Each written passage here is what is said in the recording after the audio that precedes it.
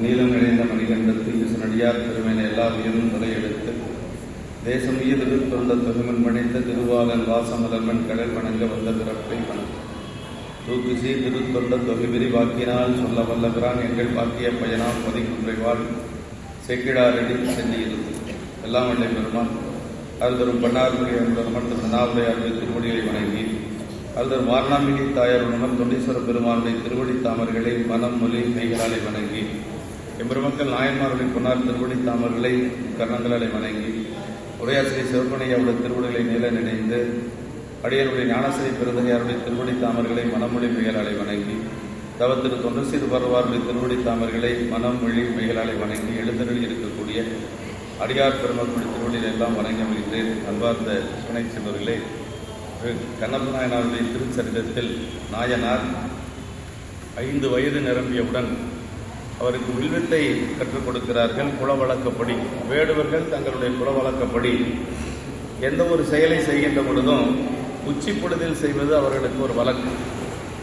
நாயனார் பெருமானை சென்று முதலாக பார்த்தது உச்சி வேலையில தான். வேடுவர்களுக்கு அது அந்த உச்சி காலம் என்று சொல்வது ஒரு நல்ல நேரமாக நிமித்தமாக வைத்து போற்றியது. அந்த வகையில் அந்த கதிரவன் உச்சி வரக்கூடிய நாளிலே ஆசிரியருடைய அந்த வில்வித்தை ஆசிரியர்கள் எல்லாம் அவருக்கு கண்ணப்ப நாயனாருக்கு வில்வித்தை பயிற்றுவிக்கிறார்கள். 36வது திருப்பாட்டு சொல்றார். அயல் வரை குலத்தின் வந்தார் அருங்குடி இருப்பில் உள்ளார் இயல் வகை உணவிலார்ந்த எயிற்றியர் எயினரெல்லாம் உயர்கதிர்ச்சி நீங்க ஒளிவில்பன் அரபு மாந்தி மயலுறு கழிப்பில் நீடி வரிசிலை விளவு கொள்வார். அதாவது அந்த பக்கத்து மலை பகுதியில் இருக்கக்கூடிய எல்லோரும் அங்கு வந்து விடுகிறார்கள். உடுப்பூரிலே அந்த நாயனார் அவதரித்த ஊர் உடுப்பூர் தாங்க. மற்ற இடங்களெல்லாம் சொல்லுவாங்க, ஆனால் நமக்கு புராணத்தில் சொல்லப்பட்டிருக்கக்கூடியது உடுப்பூர் தான். உடுப்பூர் நாயனார் அவதரித்தது, திருவடிப்பேர் அடைந்தது காலத்தில. இந்த அவதாரத்தலம் காலத்தி, அவர் அவதரித்தது உடுப்பூர். கூடி அப்படின்னு எல்லாம் சொல்லிட்டு இருக்கிறாங்க. அது எப்படின்னு எந்த அளவுக்கு எனக்கு தெரியல. அந்த பகுதியில் இருக்கக்கூடியவங்க சொல்றதை வச்சு சொல்றாங்க. அப்படியெல்லாம் நமக்கு சரீரத்தில் இல்லை. நாயனார் அவதரித்தது உடுப்பூர் தான். அது மலைப்பகுதியெல்லாம் அவங்க வாழ்ந்து இருந்த அந்த மலைப்பகுதிகள். அதனால நமக்கு உடுப்பூர் அப்படிங்கிறத நம்ம எடுத்துக்கொள்ள வேண்டியது. சிவக்கணி ஐயாவும் அப்படிதான் எழுதியிருக்கிறாங்க. அதனால் அப்படி அந்த உடுப்பூரிலே ஒரு பெரிய விழா நடக்கிறது. அந்த எல்லோரும் பக்கத்தில் இருக்கக்கூடிய மலைப்பகுதியில் இருக்கக்கூடியவர்கள் அந்த பதியை சார்ந்தவர்கள் என்று சொல்லி எல்லோரும் அங்கு விழா எடுப்பதற்காக வருகிறார்கள்.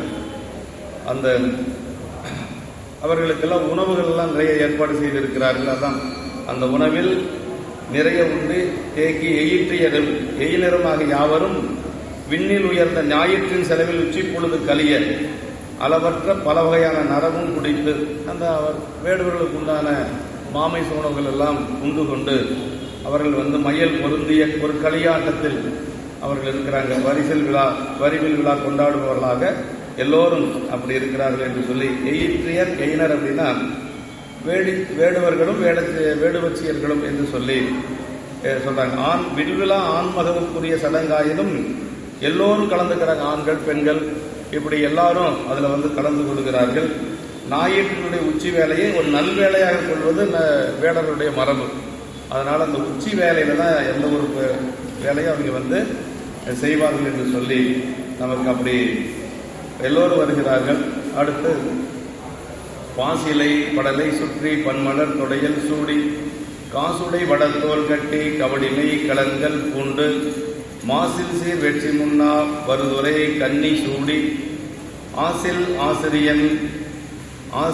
ஆசிரியன் ஏந்தும் அடற்சிலை மருந்து சூழ்ந்தார் பச்சிலையால் இயன்ற படலைகளை சுற்றி பல வகை பூமாலைகளை சூடி. அங்கே அந்த காலத்துல எல்லாம் ஆடைகள் கிடையாது. பசுந்தலைகளையே அவங்க ஆடைகளாக கொள்ளுவது, இல்லைன்னா தோல் ஆடைகள் அணிந்து கொள்வது. இப்படிதான் அப்படி எல்லாம் பூமாலைகளை எல்லாம் சூட்டி கொண்டு மணிகள் கட்டிய வடத்தோலை மேலே கட்டி உடலில் பல கரைகளால் என்ற அணிகலன்களை அணிந்து கொண்டு வெற்றி முதலிய அந்த மலர்களை எல்லாம் அவர்கள் அணிந்து கொண்டு அந்த மாலைகளை சூடிக்கொண்டு குற்றம் நீங்கிய ஆசிரியர் ஏந்திய வலிய வில்லின் பக்கத்தில் சூழ்ந்தார்கள். அதாவது ஆசிரியர் எப்படிப்பட்ட ஆசிரியர்னா ஆசிரியன் அப்படிங்கிறாங்க. அது குற்றம் இல்லாத ஒரு நல்ல ஒரு ஆசிரியர் இடத்திலே அவர்கள் வந்து எல்லோரும் வந்து சூழ்ந்து கொள்ளுகிறார்கள் என்று சொல்லி, இப்போ வில்வித்தை கற்றுக் கொடுப்பதற்கு ஆசிரியர் அங்கே வந்துட்டாங்க. அதை சொல்ற காசுடை வளர்த்தோர் பலவகை மணிகளையும் அது தோழில் புதிய கட்டிய வளம் போன்றது ஒரு தோல் என்று சொல்லி, ஆசிரியர் என்ற ஆசிரியர் இலக்கணம் சொல்றாங்க. நல்லாசிரியனாக அமைக்கக்கூடிய குற்றங்களில் நீங்கியவர் என்பது, அதாவது புலனது தெய்வம் கொள்கை மேன்மை கலை வயிர் தெளிவு கட்டுரை வன்மை என்று சொல்வது.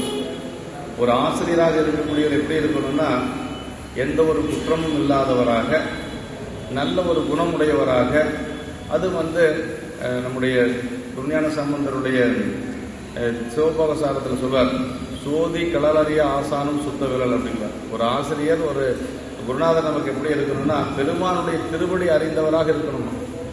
அப்படி அறியாத ஒருத்தர்கிட்ட நம்ம குருநாதராக ஏற்றுக்கொள்வது அதனால் ஒரு பயனும் இல்லை அப்படிங்கிறார். சிவபோகசாரத்தில் சொல்றார், ஒரு குருநாதனுக்கு அழக சொல்றார், நீதி இல்லா மன்னர் ராஜ்யமும் நெற்றியிலே பூதியில்லார் செய்தவமும் கற்பிலரும் சுத்த விரல் அப்படிங்கிறார். அதில் தான் சோதி களலறிய ஆசானும் சுத்த விரல் அப்படிங்கிறார்.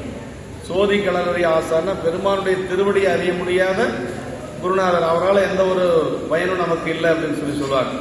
இந்த இடத்துல ஆசிரியர் அப்படின்னா குற்றமில்லாத ஆசிரியன், ஆசிரியருக்கு என்று சொல்லி ஒரு இலக்கணங்கள், அந்த இலக்கணங்கள் எல்லாம் பொருந்தப்பட்டவராக இருக்கணும், எந்த ஒரு குற்றமும் இல்லாதவராக இருக்கணும் என்று சொல்லி சொல்றார். ஆசிரியன் ஆகாதவன் இவன் என்பது ஒளிகுணமின்மையும் இழிகுணம் இயல்பும் அழுக்கார் ஆவந்தும் அச்சமாடலும் என்று சொல்லி அதுக்குன்னு ஒரு சூத்திரங்கள் எல்லாம் இலக்கியத்தில் இருக்கு. ஒரு ஆசிரியர்னா எப்படி இருக்கணும் அப்படிங்கிறதுக்கெல்லாம் இலக்கணங்கள் இருக்கு. அந்த இலக்கணங்கள் வேடுவர்களாக இருந்தாலும் கூட அந்த இலக்கணங்கள் எல்லாம் பொருந்திய ஒருவரை ஆசிரியராக அவர்கள் வந்து தேர்ந்தெடுத்துக்கிறாங்க அப்படிங்கிறது நமக்கு தெரியும்.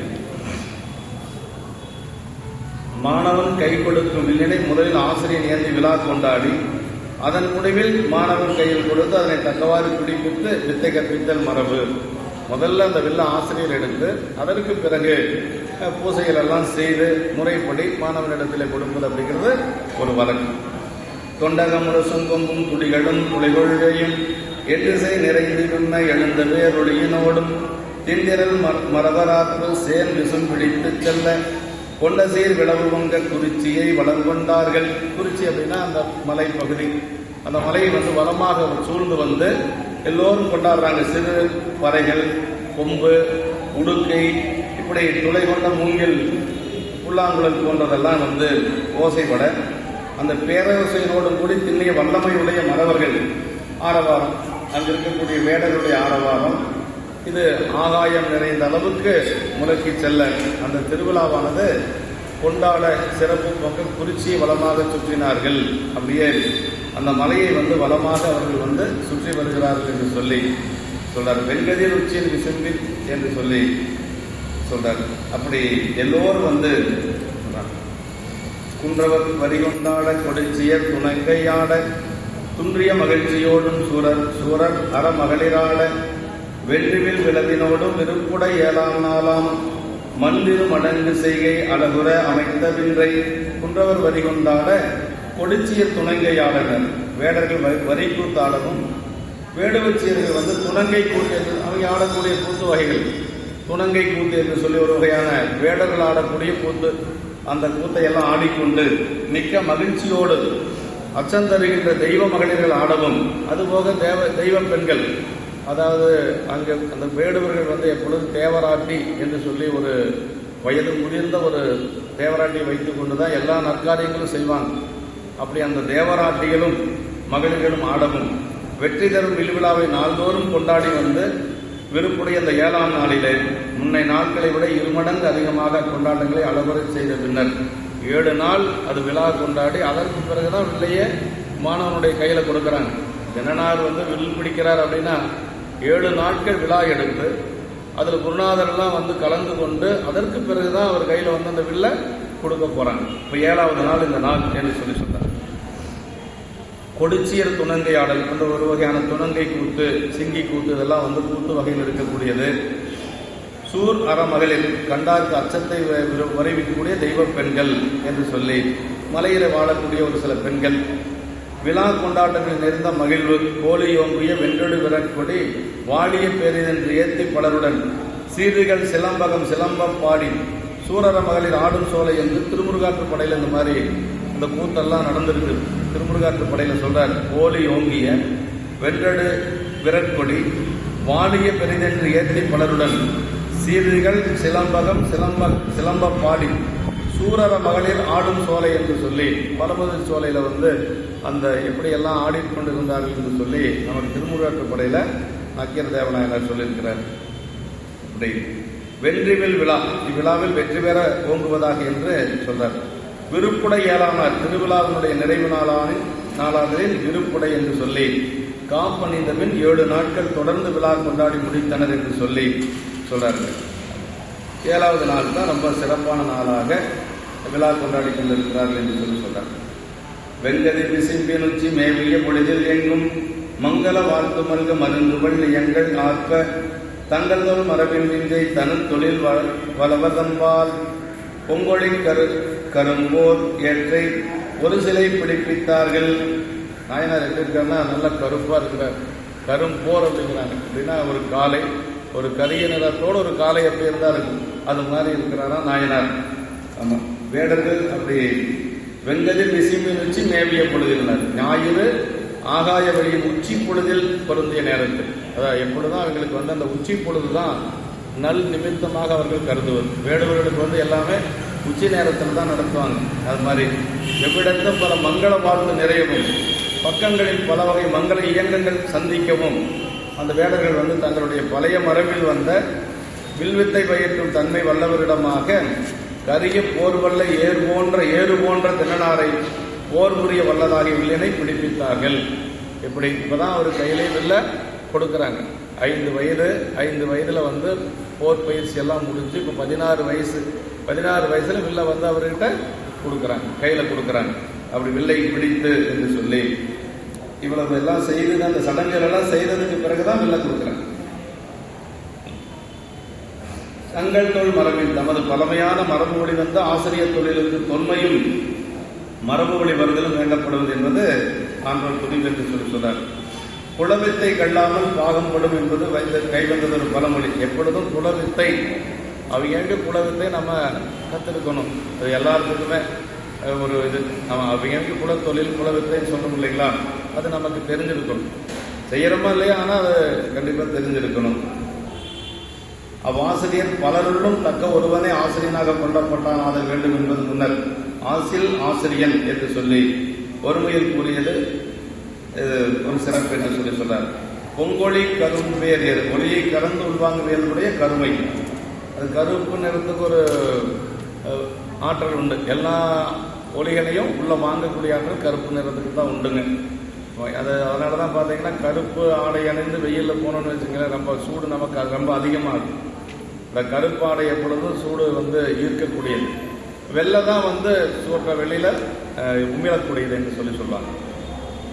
அது மாதிரி அப்படி அவர் இருக்கிறார், கருப்பாக இருக்கிறாரு. அந்த கரும்போர் ஏறு என்று சொல்லி சொல்றாரு. இது விலங்கு சாதி ஆணினை குறிப்பது என்று சொல்லி ஒரு சிலை போர் வல்ல வில். இவரது வில் முற்பிறவில் அச்சுரனாய் இருந்த போது பன்றி எய்து சிவபெருமானுடன் பொருந்தது போலவே இங்கும் பின்னர் பன்றி வேட்டம் செய்த ரொம்ப அருமையான இடங்கள். அதாவது புராணத்தில் எந்த இடத்துலையுமே இவர் தான் அர்ச்சுனனாக இருந்தவர் அப்படின்னு சொல்லி வரல. சேக்கிழார் பெருமான் எங்கேயும் சொல்லலை. ஆனால் எப்படி சொல்றாருன்னா, முன்பு செய் தவத்தின் ஈட்டம் முடிவிலா இன்பமான அன்பனை எடுத்துக்காட்ட பின்னாடி வருது. அப்படின்னா போன பிறப்பில் என்னவா இருந்தார் அப்படின்னா, தலபுராணங்கள் சிவபெருமானுடைய உரை எல்லாமே என்ன சொல்லுது அப்படின்னா அர்ச்சுனனாக இருந்தது தான் சொல்றாங்க. அர்ச்சுனன் தான் போன பிறப்பில் கண்ணப்பநாயனாக இருந்தது அர்ச்சுனனாக அப்படிங்கிறது தான் சொல்லப்படுது. அதை இப்போ இந்த இதுலேயே அதை எழுதியிருக்கிறார். இவரது முன்பிறவில் அர்ச்சுனனாக இருந்த போது அந்த பன்றியை துரத்தி கொண்டு பன்றியை எய்த பொழுதுதான் 2 பேர்த்துக்கும் சண்டை வருது. சிவபெருமானுக்கும் அர்ச்சுனனுக்கும் போர் சண்டை ஒருவர் மற்போர் புரியறாங்க, கட்டி பிடிச்சு சண்டை போடுறது எல்லாமே அப்பதான் வருது. இப்ப அதே மாதிரி இந்த பன்றியை வேட்டை செய்வதற்கும் இந்த வில் தான் வருது என்று சொல்லி சிவபெருமானுக்கு காணவும் அமுதமாக்கியும் காவல் புரிந்ததும் செயல் செய்தவனும் ஒரு சிலை என்றார் என்று சொல்லி, அதாவது இந்த வில்லனுடைய சிறப்பு என்னன்னா, பெருமானுக்கு காவலாக பயன்பட்டது ஒன்று, இன்னொன்று பெருமானுக்கு நிவேதனம் செய்வதற்கு பயன்பட்டது. அதுதான் பெரிய சிறப்பு. இப்போ வள்ளுவ பெருமான் சொல்றாருங்களா, கற்றதனாலாய பயன் என்கொள் வாலறிவன் நற்றால் தொழார் எனின் அப்படின்னா. நம்ம கல்வி கற்றதனுடைய பயன் என்னன்னா, பெருமானுடைய திருவடி வணங்கலினா அந்த கல்விக்கு ஒரு பயன் இல்லைங்கிறார் வள்ளுவ பெருமானே சொல்றார். கற்றதனாலாய பயன் என்கொள் வாலறிவன் நற்றால் தொழார் எனின் அப்படின்னு. வாலறிவன்னா சிவபெருமான் இல்லைங்களா. பெருமானுடைய திருவடியை தொழாத கல்வி அதனால் ஒரு பயனும் இல்லை. ஆனால் நாயனார் என்ன கல்வி கற்றார் அப்படின்னா, இந்த விற்சிலை ஒன்று தான் கற்றார், இந்த வில்வித்தை ஒன்று தான் கற்றார். அவர் கற்ற வில்வித்தை அவருக்கு எப்படியெல்லாம் பயன்பட்டது அப்படின்னா, அவருக்காக பயன்படவே இல்லை. ஒரு பன்றியை துரத்திட்டு வந்து அந்த பன்றியை கொன்று அதை வதக்குனாங்க, ஆனால் அதை சாப்பிடக்கூட இல்லை அவர் இல்லைங்களா. அதுக்கு முன்னாடியே சாமி மேலே வந்து எல்லாம் போயிட்டார். அது சாப்பிட்ட மாதிரி எந்த இடத்துலையுமே புராணத்தில் இல்லை.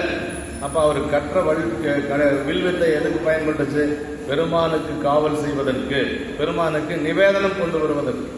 அதுதான் நமக்கு 10ஆம் சூத்திரம் சொல்லுது இல்லைங்களா, அவனே தானேயாகி அன்னறி ஏகனாகி இறைவனி நிற்க மலமாயதனோட வல்வினை என்றேன்.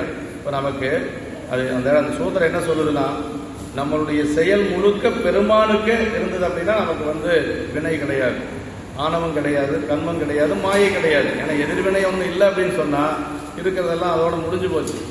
அந்த பெருமானுடைய சிவபுண்ணியமாகவே கழிஞ்சு. அந்த 10ஆம் சூத்திரத்துக்கு தகுந்த இடம் எது அப்படின்னா நாயனாருடைய சரிதம் தாங்க.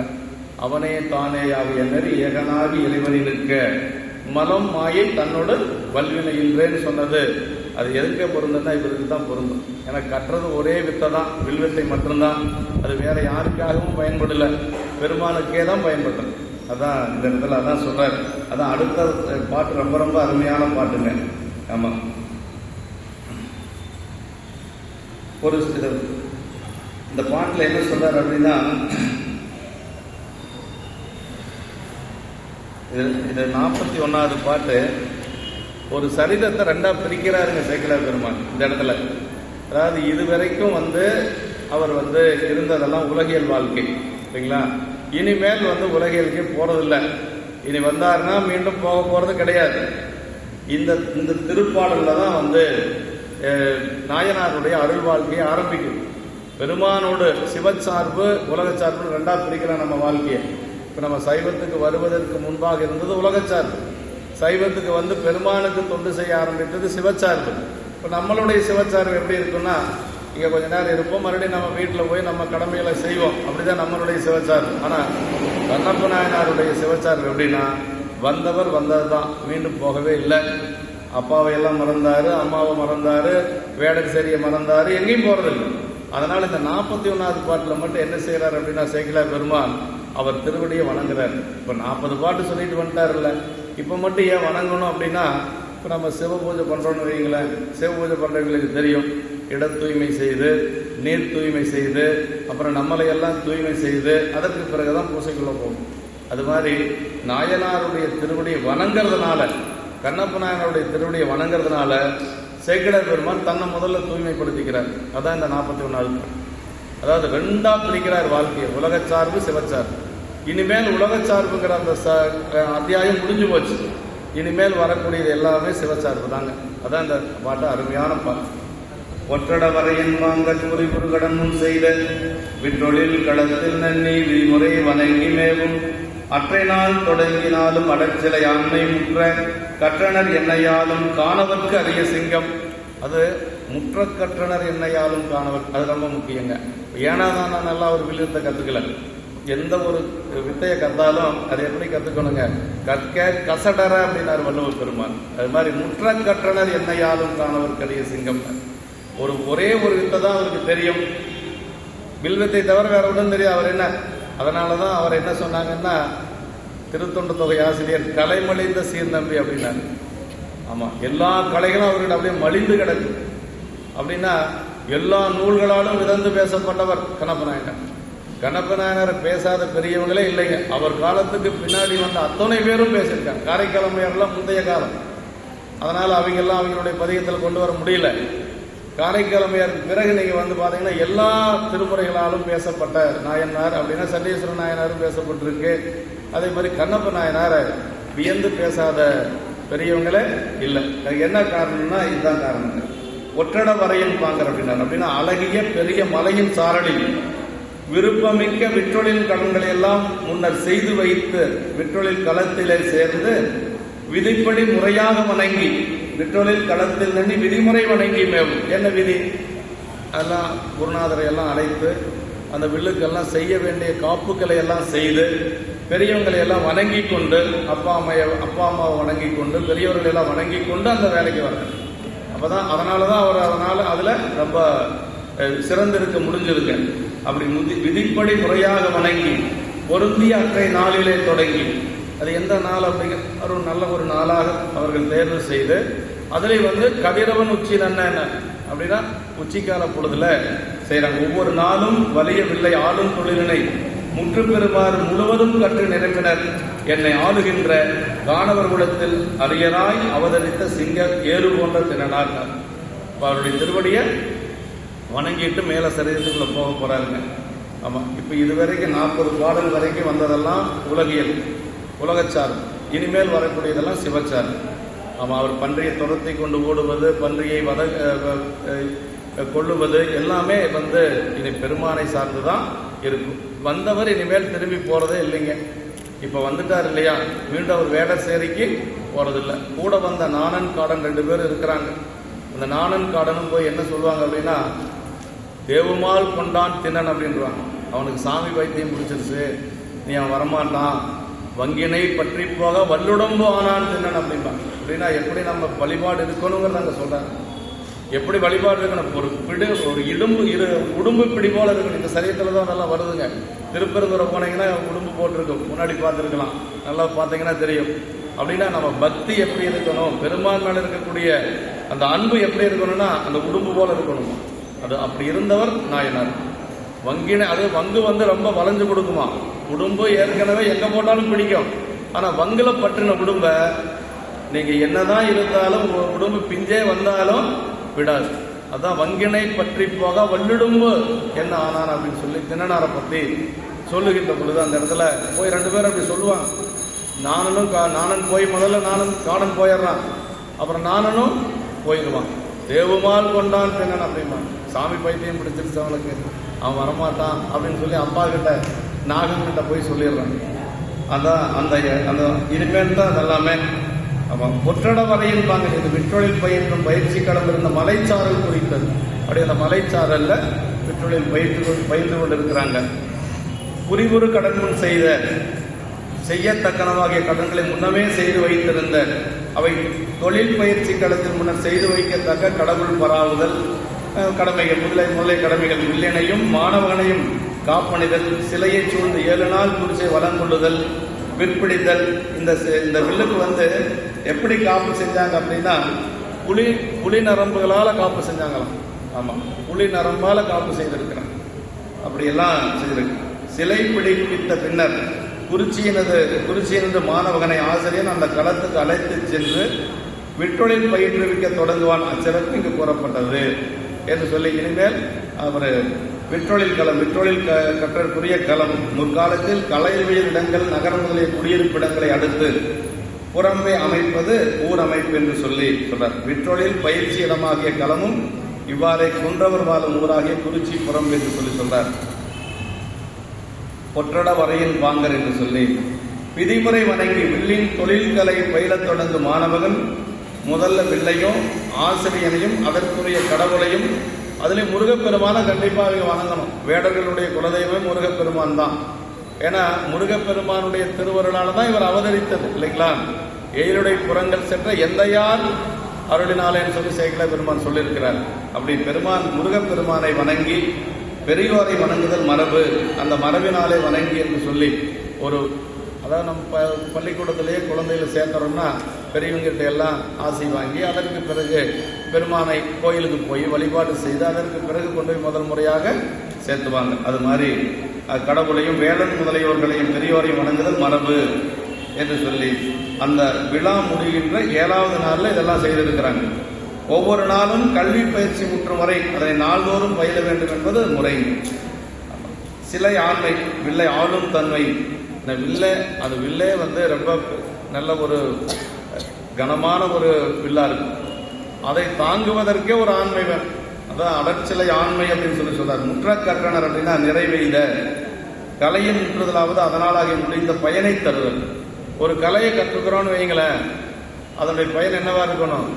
பெருமானுடைய திருவடி சார்ந்ததாக இருக்கணும். அது நாயனாருக்கு வந்தது. அதான் முற்ற கற்றனர் அப்படின்னு சொல்றாரு. முற்ற கற்றதனால் இது இறைவனுக்கு பகலில் காணவும் அமுதமாக்குவதற்கும் இரவில் காவல் புரிவதற்கும் பயன்பட்டது என்பது என்று சொல்லி, அது மட்டுமல்ல, அவர் அதோட சரி வேற யாரையும் நினைக்கல.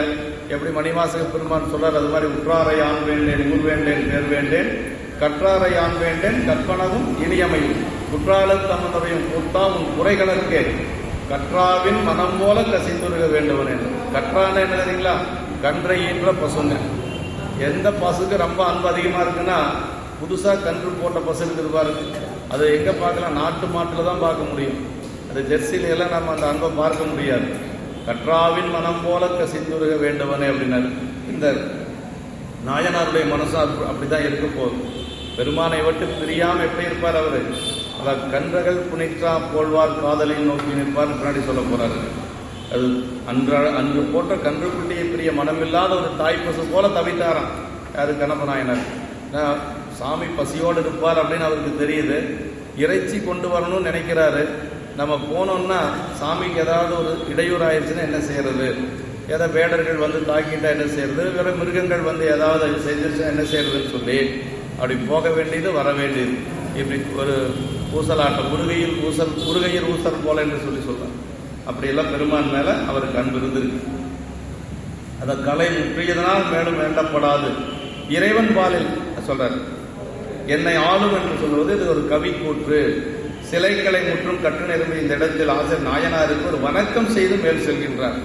உரையாசிரியர் சொல்றார் பாருங்க, சிலையெல்லாம் கற்றாச்சு, அதனால நாயனாருக்கு ஒரு வணக்கம் செய்து சேக்கிழார் பெருமான் மீண்டும் சரியத்தை சொல்ல போறார். ஏன் வணக்கம் செஞ்சார் அப்படின்னா, நாயனாரது சரீரத்தை உலக சார்பு சிவச்சார்பு பற்றி இதனை இருபகுதியாக பிரிப்போமாயின் உலக சார்பின் பகுதி நிரம்புகின்ற நிலை இது. இது முற்றிய பின் நாயனார் வேட்டை புக்கு சென்றவாறே சிவச்சார்பு பெறப்போக உள்ள பகுதி தொடங்குகின்றது. அதாவது நமக்கு 8ஆம் சூத்திரம் சொல்லுது இல்லைங்களா? ஐம்புல வேடரின் அயர்ந்தனை வளர்ந்தன தம்முதல் குருபமாய் தவத்தினில் உணர்த்த விட்டு அந்நியம் இன்மையின் அரண்கலல் செலுமே அப்படிங்கிற 8ஆம் சூத்திரத்துக்கு தகுந்த மாதிரி இப்ப நாயனார் என்ன செய்ய போறாரு? வேடர் சேரியில் அது ஒரு இதுக்காக சொன்னது, ஓமைக்காக. ஐம்புல வேடரின் அயர்ந்தலை வளர்ந்துன்னு. ஆனா இங்க உண்மையாவே வேடர் சேரியில் இருந்தவர் என்ன ஆக போறாரு? ராஜகுமாரனுக்கு மேல பெருமானுடைய குமாரனா ஆக போறாரு இல்லைங்களா? அதான் அந்த 8ஆம் சூத்திரத்துக்கு தகுந்த மாதிரி இனிமேல் நடக்க போகுது அப்படின்னு சொல்றாரு. வேடர் சேரியில் வளர்கின்ற மன்னமகுமாரனாகி தென்னனாரும் அந்த சேரியில் வளரும் வளர்ச்சித்திறம் கூறும் பகுதி இங்கு முற்றும் பெறுகின்றது. இனி என்னன்னா, தவத்தில் உணர்த்து விட்டு அந்நியம் இன்னையின் அரண்க அந்த 2வது பகுதியை ஆரம்பிக்குது. ஐம்புல வேடன் அயர்ந்தனை வளர்ந்தன தம்முதல் குருவுமாய், அதோட நின்று போச்சு. இப்ப தவத்தினில் உணர்த்து விட்டு அப்படிங்கிற 2வது பகுதி இப்ப ஆரம்பிக்குது. அரண்கலல் செல்வதாகிய பகுதி தொடங்குகின்றது. பெருமான் திருவடிக்கு தானே இன்னைக்கு போக போறார். அரண்கலல் செல்வேனா பெருமான் திருவடிக்கு தான் போக போறார். சிவவழிபாட்டு கிரிகளில் புகுமுன் நியாசங்கள் முதலியவற்றில் சுத்தி செய்து கொண்டு புகும் ஆகம விதி போல் இங்கு சிவச்சார்பு பெறப்போகும் நாயனாருக்கு வணக்கம் செய்து ஆசிரியர் மேல் பகுதிக்கு போறார். ஆமா, இது ஆசிரியருடைய மரபு. அதே மாதிரி சுந்தரமூர்த்தி சாமியுடைய திருமணத்தை சொல்லுகின்ற பொழுது ஒருமன திறத்தினங்கு நிகழ்ந்தது மொழிவேன் உய்ந்தேன் அப்படின்னு கருத்தாட்கொண்ட புராணத்தை சொல்ல போறாரு இல்லைங்களா? நின்று போன கல்யாணம் தான். ஆனால் அந்த காலுக்கு தடுத்தாட்கொண்டதுதான் நம்பிக்கை நமக்கு இதெல்லாம் திருத்தொண்ட தொகை கொடுப்பதற்கெல்லாம் காரணமாக இருந்தது. அதை சொல்ல போறாராம். அது தடுத்தாட்கொண்ட கல்யாண திருமணத்தை சொல்ல போறாரு. சொல்றதுக்கு முன்னாடி நான் உய்ந்தேன் அப்படின்னாரு. சொல்லுவது அப்படிங்கிறது எதிர்காலம், உய்ந்தேன் அப்படிங்கிறது இறந்த காலம். ஒரு மன திறத்தின் அங்கு நிகழ்ந்தது மொழிவேன் உய்ந்தேன் அப்படின்னு சொல்றதுக்கு முன்னாடியே உய்வடைஞ்சாச்சு. அதே மாதிரிதான் கணப்பநாயனுடைய சரீரத்திலே அதே மாதிரி வருதுங்க. அவரு செய்வண்ண திறம் ஒலிவேன் தீவினையின் திறம் ஒலிவேன் அப்படின்னு அவர் இந்த வேட்டை செஞ்சதெல்லாம் சொல்ல போறாராம். செய்வண்ண திறம் ஒலிவேன் தீவினையின் திறம் ஒலிவேன், 2 மொழிவேன்னு தான் வரும். முதல்ல சொன்னது சொல்லுவேன்னு அர்த்தம், 2வது சொன்னது ஒலிவேன் தீவினை ஒலிவேன் அர்த்தம். செய்வண்ண திறம் ஒளிவேன் தீவினையின் திறம் ஒளிவேன் அப்படின்னு இது இந்த இடத்துல அதே மாதிரிதான் வருதுங்க. மூவாண்டில் உலகிய நிகழ்ந்ததனை மொழிகின்றேன் அப்படின்னா ஞானசம்பந்த பெருமானுடைய சரீரத்தில் மூவாண்டில் உலகிய நிகழ்ந்ததனை மொழிகின்றேன் அப்படின்னா அப்ப எல்லாமே நம்ம உயிர்வடைகிறதுக்காகத்தான் நாயன்மாருடைய ஒரு வரலாறு நிகழ்ந்திருக்குது. செய்வண்ண திறமொழிவேன் தீவனையின் திறமொழிவேன் என்று சொல்லி சொல்றார். காணவர் கரி அப்படின்னா அரண்பெரும் மரபர் தாயத்து என்று சொல்லி வேடர் குலத்துக்கு கிடைத்தற்கரிய பேராக கிடைத்தவர். காணவர் குலவிலங்க தத்தைவால் கருப்பம் இடன்னு அவதாரத்திலே வருதுங்க. இந்த காணவர் குலம் செய்த ஒரு பெரிய தவத்தின் காரணமாக இவர் நாயனார் வந்து அந்த குலத்துல அவதரித்திருக்கிறார் அப்படின்னு சொல்லி சிங்கம் சிங்கம் போன்றவர் என்று சொல்லி கரிய சிங்கம் என்று சொல்லி அவருடைய நிறத்தையும் இதுல சொல்றார். வண்ணரும் சிலையும் மற்ற படைகளும் அலற கற்று கண்ணகன் சாயல் பொங்க களைவளர் திங்களே போல் எண்ணிரண்டு ஆண்டின் செவி எய்தினார் எல்லையில்லாம் புண்ணியன் தோன்றி மேன்மேல் வளர்வதன் பொலிவு போல்வார். 16 வயசாச்சுங்க. 16 வயசு அப்படிங்கிறது ஒரு நிறைவான ஒரு வயது. அந்த காலத்தில் ஆண் குழந்தைகளுக்கு திருமணமே 16 வயசு, பெண் பிள்ளைகளுக்கு 12 வயசு. திலகவதி அம்மாவுக்கு 12 வயசுல தான் திருமணம் பேசி முடிக்கிறாங்க. ஆண்களுக்கு எப்பொழுதும் 16 வயசு அப்படிங்கிறது தான். 16 வயசு தான். இந்த 16 வயசோடவே இவர் திருவடி அடைய போறார். எப்படி ஞானசம்பந்த பெருமான் 16 வயசுல திருவடி அடைந்தாரோ அதே மாதிரி சுந்தரமூர்த்தி சாமிகள் 18 வயசு. ரொம்ப நல்லவங்க. நான் நீண்ட காலமா இருக்கல பாரு. ஞானியர்கள் எல்லாரும் ஞானசம்பந்த பெருமானுடைய காலம் 16 ஆண்டுகள் தான். நம்பிகளுடைய காலம் 18 ஆண்டுகள் தான். இப்ப நாயனார் கணப்ப நாயனாருடைய காலமும் 16 வயசு தான். மணிவாசக பெருமான் 32 33 சொல்லுவாங்க. அந்த இதை வச்சு சிவபுராணத்தை வச்சு சொல்லுவாங்க. இவர் 16 வயசு தான். வண்ணரும் சிலையும் மற்ற படைகளும் வளர கற்று கண்ணகன் சாயல் உங்க களைவளர் திங்களை போல் எண்ணிரண்டு ஆண்டின் செவி எய்தினார் எல்லையில்லாம் புண்ணியம் தோன்றி மேன்மேல் வளர்வதன் பொலிவு போல்வார். எல்லையில்லாத சிவபுண்ணங்களை எல்லாம் ஒன்று கூடி அவதரித்து மேலும் மேலும் வளர்வதன் பொலிவை போன்றுள்ளார் தினனார். அப்படின்னா என்ன சொல்றாருன்னா, எண்ணில்லாத சிவபுண்ணியங்கள் எல்லாம் ஒன்று சேர்ந்து வந்தா எப்படி இருக்குன்னா கண்ணப்ப நாயனரை போல இருக்குமா. புண்ணியங்கள் திரண்டு வந்தா எப்படி இருக்கு. புண்ணிய நம்ம பறவை அம்மாவை பற்றி சொல்லுகின்ற பொழுது சேக்கிழ பெருமான் சொல்வார். புயல் அதாவது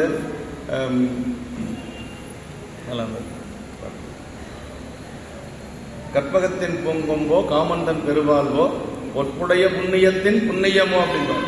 பொற்புடைய புண்ணியத்தின் புண்ணியமோ புயல் சுமந்து விற்கோவலை போலமலன் மதிப்பூத்த விரைக்குடியோ அப்படின்பார். இப்ப புண்ணியமெல்லாம் செய்த புண்ணியத்தினால் ஒரு இது கிடைக்குமாறு அது மாதிரி இந்த புண்ணியங்கள் திரண்டது போல அப்படின்னு சொல்லி சொன்னார். சிவபுண்ணியங்கள் எல்லாம் ஒன்று கூடி அவதரித்து மேலும் மேலும் வளர்வதன் பொலிவை போன்றுள்ளார் தினனார் என்று சொல்லி அழகிய விரும்ப தரத்தக்க விரும்பத்தையும் அதனுடைய இனமாக ஏனைய படைகளின் வித்தைகளை நிரம்ப கற்று விரிந்த அழகு மேன்மேல் பொங்க எல்லா கலைகளும் நிரம்பியவாறு நிற்கும் திங்களே போல் 16 வயது ஆகின்ற பருவத்தை அடைந்தார். கலைகள் 16 அப்படின்னு சொல்லி சொல்லுவாங்க இல்லைங்களா. அது மாதிரி இப்போ எல்லா கலைகளும் சேர்ந்து அப்படியே ஒரு நிறைவா இருக்கிறார். அதாவது திங்கள் முழு மதி அப்படின்னு சொல்லி சொல்றோம் இல்லைங்களா. நிறைமதி போல வந்து கலைகள் எல்லாம் வளர்ந்து நிரம்பிய ஒரு முழுமதி போல திங்களை போல 16 வயதாகின்ற பருவத்தை அடைந்தார் என்று சொல்லி சொல்றாங்க. இது எப்படி இவருக்கு இந்த மாதிரி வந்ததுன்னா முந்தைய அறிவின் தொடர்ச்சியின் பின்னாடி வரப்போகுதுங்க. முன்பு செய் தவத்தின் ஈட்டம் அப்படின்னு சொல்லி பின்னாடி வரப்போகுது. சண்டீஸ்வர நாயனார் புராணத்திலே அப்படிதான். அந்த முந்தைய அறிவின் தொடர்ச்சியினால் முகித்த மலரின் வாசம் போல் சிந்தை மலர் உடன் மலரும் செவ்வியுணர்வு என்று சொல்லி அந்த முந்தை தொடர்பினால் இவருக்கு வில்லின் கலையில் விருப்பம் மிக்கது. முந்தை தொடர்பு என்ன? அர்ச்சுனனாக இருந்த பொழுது அவர் கற்ற வித்தை இல்லைங்களா. அவர் அர்ச்சுனனாக இருந்த பொழுது சிவபூசை பண்ணினார் அப்படிங்கிறத, அந்த பாசுபதத்துக்காக சிவபூஜை பண்ணினார் அப்படிங்கிறத நமக்கு ஞானசம்பந்த பெருமான் கோலில் தேவாரத்தில் சொல்றாருங்க. பஞ்சமனத்து அஞ்சொடுக்கி வைகழுநர் பூசணையால் நஞ்சமது செய்தருடன் நம்பி எனவே நினையும் பஞ்சவரில் பார்த்தனுக்கு பாசுபதம் நீந்து வந்தான் கொஞ்சிகிளி மஞ்சனமும் கோழிலியம் பெருமானேன்னு சொல்லி சொல்றாங்க. ஞானசம்பந்த பெருமானை வியந்து போற்றக்கூடிய அளவுக்கு அர்ச்சனை சிவபூஜை பண்ணியிருக்கிறான். அதாவது செய்தது காமிய பூஜையாக கூட இருக்கலாம் இல்லைங்களா. பொருள் வேண்டிதானே செய்யறாரு, அதுக்கு பேர் காமிய பூஜை தான். இருந்தாலும் கூட அந்த பூசை எப்படி செஞ்சார் அப்படிங்கிறது தான் முக்கியங்க. வஞ்சமனத்து அஞ்சொடுங்கிங்கிற. இப்போ நம்ம நிற்காமை பூஜையே செய்யறோம்னு வைங்களேன், நிற்காமை பூஜையை செஞ்சால் அப்படி செய்ய முடியுமா அப்படிங்கிறது நமக்கு எத்தனையோ கவனக்குறைவுகள் இருக்கும். ஆனால் அர்ச்சுனன் பூசை செய்கின்ற பொழுது வேற எதுலையும் அவனுடைய கவனம் போகாது, பூசையில தான் கவனம் இருக்குமா. அது இடையராது பூஜை பண்ணியிருக்கிறான், அதான் ரொம்ப முக்கியங்க. எத்தனையோ இடையூறுகள் வந்திருக்கும் இல்லையா, அது வைகடும் அப்படின்னா இடையராது பூஜை செய்வது. பஞ்சமன தஞ்சொடிக்கு வைகடுலர் பூசணையால் அப்படின்னா பூசை அப்படி செய்யணும் அப்படின்னு. இப்படி கலைவளர் திங்களை போல் அப்படின்னார். கண்ணிறை கதிரே கலைவளர் மதியே வானத்தின் விசையன்றி மண்ணில் வளர் மதி கொடுந்தை தேனக்க மலர் கொண்டை செஞ்சடையார் செய்தொடுக்கும் கானத்தின் எழுபிறப்பை கண்களிப்ப கண்டார்கள் என்று சொல்லி நமக்கு பிள்ளையார் புராணத்தில் வருவது போல ஞானசம்பந்த பெருமானுடைய திருவாக்கு. எண்ணிரண்டு ஆண்டின் செவ்வியினம் 16 வயதாகிய பருவம். இதனை மனப்பருவம் காலை பருவம் என பலவாறும் விருந்து பேசுவர். புண்ணிய 16 ஆண்டு பெரும் புகழை வேந்தர் அப்படின்னார். ஞானசம்பந்த பெருமானுக்கு திருமணம் அங்கு பூம்பாவை உயிர்ப்பித்ததெல்லாம் 16 வயது தான் அப்போ அவருக்கு திருமணம் ஏற்பாடெல்லாம் நடந்தது 16 வயதுல தான். இந்த 16 வயது அப்படிங்கிறது ஒரு திருமண வயது, ஆண்களுக்கு திருமண வயது. புண்ணிய 16 ஆண்டு பேர் பெரும் புகழி வேந்தர் கண்ணுதல் கருணை வெள்ளம் 1000 முகத்தால் கண்டார் அப்படின்னு. எங்க வருதுங்க? மயிலாப்பூர்ல வருது. மயிலாப்பூர்ல பூம்பாவை உயிர்ப்பித்ததுக்கு பிறகு அந்த அம்மா இருந்த அழகு எப்படி அப்படின்னா திலோத்தமையை விட அழகா இருக்கிறாங்க. திலோத்தமை பிரம்மன் உலகத்தில் இருக்கக்கூடிய அழகையெல்லாம் திரட்டி படைத்த பெண் தான் திலோத்தமை.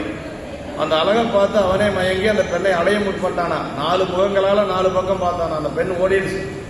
4 முகத்தால 4 பக்கம் பார்த்தான். அவனுக்கு வயசு என்ன அப்படின்னா எண்ணில்லாண்டு எய்தும் பேதான். எத்தனை யுகம்னே சொல்ல முடியாது பிரம்மனுக்கு. ஆனா இவருக்கு வயசு என்னன்னா 16 வயசு. சிவநேசனார் வந்து சொல்றார், என்னுடைய அருமை மகள் உங்களுக்காக வளர்க்கப்பட்ட பெண், நீங்கள் ஏற்றுக்கொள்ளுங்கள் அப்படின்னு சொன்னோன்னு என்ன சொன்னார் அவர்? முறை வேறு அப்படின்ட்டார். ஆமா, எனக்கு மகள் போல் அப்படின்ட்டார். அப்படின்னா அந்த இடத்துல தான் சொல்றார், எண்ணில்லாண்டு எய்தும் வேதா தான் படைத்தவள் எழிலின் வண்ணம் நன்னு 4 முகத்தால் கண்டான் புண்ணிய 16 ஆண்டு பேர் வரும் புகழி வேந்தர் கண்ணுதல் கருணை வெள்ளம் 1000 கண்களால் கண்டார் அப்படின்னார். அப்படி கருணையோடு பார்த்தார ஞானசம்பந்த பெருமாள். அது தேவர்களுக்கும் அடியார்களுக்கும் இருக்கக்கூடிய வேறுபாடு அதுதான். அது அப்பா இன்னிலாண்டு எய்தும் வேதான், எத்தனை வயசுனே சொல்ல முடியாது அப்படி இருந்த பிரம்மன். ஆனா நம்ம 16 ஆண்டு வயது ஞானசம்பந்த பிள்ளையார் அப்படியே கருணையோட ஒரு மகளை பார்க்கிற மாதிரி பார்த்துருக்கிறார். அதான் அந்த இடத்துல புண்ணிய 16 ஆண்டு பேர் வரும் புகழி வேந்தர் அப்படின்னு சொல்லி சேக்கட பெருமான் போற்றுவார். இப்ப நாயனாருக்கு இருக்கக்கூடிய வயசு 16 வயசு. திருமணம் செய்ய வேண்டிய வயசுல கன்னி வேட்டைக்கு அனுப்பி அதற்கு பிறகு அவருக்கு வந்து திருமணம் செய்வாங்க வேடர் குலத்துல. அடுத்தது அப்பாவுக்கு வயசாகி போச்சு, அவருக்கு அவருடைய முடியெல்லாம் இவருக்கு சூட்டி அதற்கு பிறகு அவருக்கு திருமணம் செய்ய போறாங்க. அவர் திருமணத்துக்காக வர போறார், வந்தவர் மீண்டும் திரும்பி போறதில்லை. அதான் சொல்றாரு 12 ஆண்டின் செவ்வி அப்படின்னு சொல்லி சொல்றாரு. புகழி வேந்தரை கொண்டு நாயனாரும் 16 ஆண்டு பருவத்தில் இறைவனை அடைந்து மீளா நெறி பெற்றது குறிப்பாளர் என்று சொல்லி சொல்றார். எல்லையில்லா புண்ணியம், அளவில்லாத குறைபடாது என்றும் அழியாத புண்ணியம். என்று அழியாத புண்ணியம் என்ன? ஒரே ஒன்று சிவபுண்ணியம் மட்டும்தாங்க. நம்ம எந்த புண்ணியம் செஞ்சாலும் அழிஞ்சு போயிடும். ஆனால் என்றைக்கு அழியாது நம்மோட இருக்கக்கூடிய புண்ணியம் என்னன்னா சிவபுண்ணியம் ஒன்று தான். நம்ம பெருமான் திருப்படி அடைகின்ற வரைக்கும் நம்ம கூடவே இருக்கு. அது ஒன்று தான் சிவபுண்ணியம், ஒன்று தான் நமக்கு வந்து எப்பொழுது இருக்கக்கூடியது. உலகியல் புண்ணியங்கள் எல்லாம் என்ன ஆகும் அப்படின்னா நம்ம செய்த புண்ணியத்துக்கு ஏற்றவாறு சொர்க்கத்தில் போய் கொஞ்சம் நாளைக்கு அதை அனுபவிச்சுட்டு மீண்டும் நம்ம மண்ணுலகத்துக்கு வந்துதான் ஆகணும். செய்த பாவங்கள் அப்படின்னா நர உலகத்தில் போய் துன்பத்தை அனுபவித்துக் கொண்டு மீண்டும் மண்ணுலகத்துக்கு வந்துதான் ஆகணும். திரும்பி வராத ஒரே ஒரு இடத்துனா சிவபுண்ணியம் தாங்க. அது எங்க இருக்கு? அதான் மேவினார் பிரியமாட்டா விமலனாருக்கு அடுத்தது என்ன இந்த சரியத்தில் தான் வருது, கணப்பநாயனார் சரியத்தில் தான் வருது. ஆமா, மேவினார் பிரியமாட்டா விமலனார், அவருடைய திருவடிக்கு போயிட்டா மீண்டும் வர தேவையில்லை. போகாதனாலதான் நம்ம இப்பெல்லாம் வந்திருக்கோம் இல்லைங்களா? அந்த ஞானசம்பந்த பெருமான் கல்யாணத்துல கலந்துக்காத டிக்கெட்டு நம்ம எல்லாரும் அப்படி போயிருந்தோம்னு வச்சுங்களேன், இன்னைக்கு பிறந்திருக்க மாட்டோம். யாரெல்லாம் அந்த கல்யாணத்துக்கு போனாங்களோ அத்தனை பேரும் பெருமான் திருவடிக்கு போயிட்டாங்க. அது போகாதவங்க எல்லாரும் தான் இருக்கக்கூடிய எல்லாரும். அது சைவத்தில் இருந்து இருக்கலாம் நாம, ஆனா அந்த திருமணத்துல கலந்துக்கல. காகபுஜண்ட முனிவர் பல்லூலி காலம் வாழ்ந்தவர். பெருமானுக்கு மான்மொழி இல்லாத கோலத்தையே நேரில் பார்த்தவர் அவர் காகபுஜண்ட முனிவர். அவருக்கு இறப்பே கிடையாதுங்க, அவருக்கு இறப்பே கிடையாது.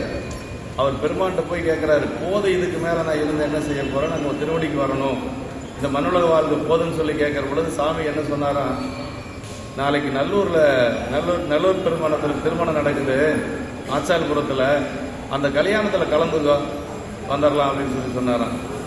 சரின்னு அந்த கல்யாணத்தில் போய் கணவன் மனைவி 2 பேரும் கலந்து அவங்களும் திருவடி போனாங்களா. பிராணத்தில் இல்லை, தல புராணத்தில் சொல்லுவாங்க. அப்படி ஒரு பிராணம் இருக்கு. காக்கபுஜண்ட முனிவர் ஞானசம்பந்த பிள்ளையாருடைய திருமணத்தில் கலந்து திருவடி அடைஞ்சதாக இருக்கு. அப்படி இந்த 16 வயது அப்படிங்கிறது நம்ம அருளாளர்களுக்கு ரொம்ப ரொம்ப முக்கியமான வயசு. இந்த அளவுக்கு நம்ம நிறைவு செஞ்சு 42 பாட்டு வரைக்கும் அடுத்த வாரம் என்றும் இன்பம் பெருமையினால் ஒன்று காதலின் துள்ளமும் முங்கிட மன்றுளார் அடியாரவர் வான்புகள் என்றதென்றும் நிலவி உலகலாம் வான்புகள் வளாது பெய்ய மலிவலம் சுரக்க மன்னன் போர்முறை அரசு செய்ய குறைவிலாது உயிர்கள் வாழ்ந்த நான்முறை நடந்தல் என்ற நட்சம்